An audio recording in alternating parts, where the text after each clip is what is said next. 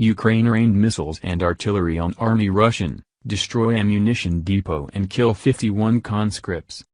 Ukrainian missile and artillery units have eliminated an equipment and ammunition depot of the invaders in the Kherson region. Source: Pivden, South, Operational Command on Facebook. Quote, "The Russians have suffered losses in equipment and manpower. 51 servicemen of the Russian army were killed, 2 MSTB howitzers, and 4 armored and automotive vehicles were destroyed. The invaders' ammunition depot in Soldotsk was attacked and destroyed." Details: Pivden, South, Operational Command added that 2 surface and 1 underwater Russian launch systems with 20 caliber missiles are ready to launch missile strikes in the Black Sea. 11 Russian warships and boats are located near Crimea. In total, during the day, Ukrainian missile and artillery units completed 150 operations, which made it possible to consolidate artillery control over transport arteries. On 25 July, it became known that the Ukrainian armed forces in the south destroyed the command and observation post of the 785th Separate Special Forces Detachment of the National Guard of the Russian Federation and 2 ammunition depots.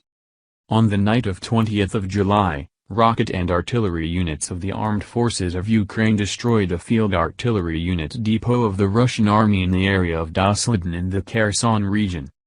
Putin's defense chief speaks on Russian war aims for first-ever time, pinpoints a real goal. Vladimir Putin's defense chief Sergei Shoigu has publicly exposed Russia's planned goal for the war in Ukraine for the first-ever time. Russian Defense Minister Sergei Shoigu stated the goal is to return to the Soviet Union. Speaking to other military personnel, Mr. Shoigu said, "Soon, there will be the Soviet Union again and we will again live in peace." Ukraine has previously said the conflict is an unprovoked attempt to reconquer a country that broke free of Moscow's rule with the breakup of the Soviet Union in 1991. It comes as the fate of Ukraine's second biggest power plant was hanging in the balance on Wednesday after Russian-backed forces claimed to have captured it intact, but Kiev did not confirm its seizure, saying only that fighting was underway nearby. Seizing the Soviet-era coal-fired Volochysk power plant in eastern Ukraine would be Moscow's first strategic gain in more than 3 weeks in what it calls its special operation to demilitarize and denazify its neighbor. Rising energy prices and a global wheat shortage that threatens millions in poorer countries with hunger are among the far-reaching effects of Russia's war in Ukraine. Russia reduced gas flows to Europe on Wednesday in an energy standoff with the European Union. It has blocked grain exports from Ukraine since invading on February 24, but on Friday agreed to allow deliveries through the Black Sea to Turkey's Bosphorus Strait and onto global markets. The deal was almost immediately thrown into doubt when Russia fired cruise missiles at Odessa, Ukraine's largest port, on Saturday, just 12 hours after the deal was signed. The day after the signing of the agreement, the Russian armed forces attacked Odessa, Polish Prime Minister Mateusz Morawiecki told reporters in Warsaw. It follows that such agreements cannot be considered fully credible, because unfortunately that is what Russia is like.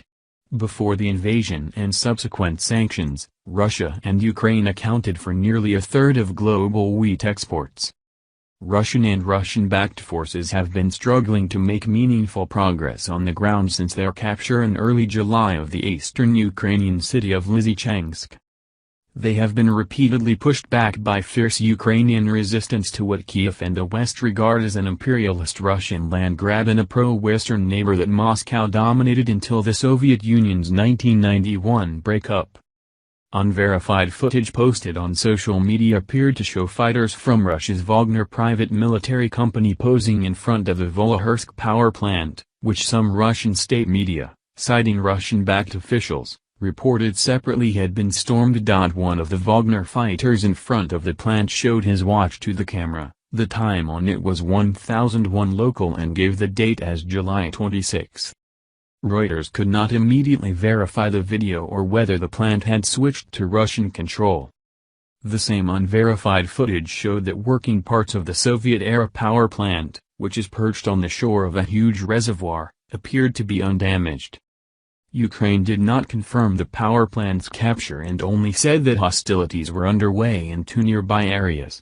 It said on Monday that enemy units had made some gains around the plant.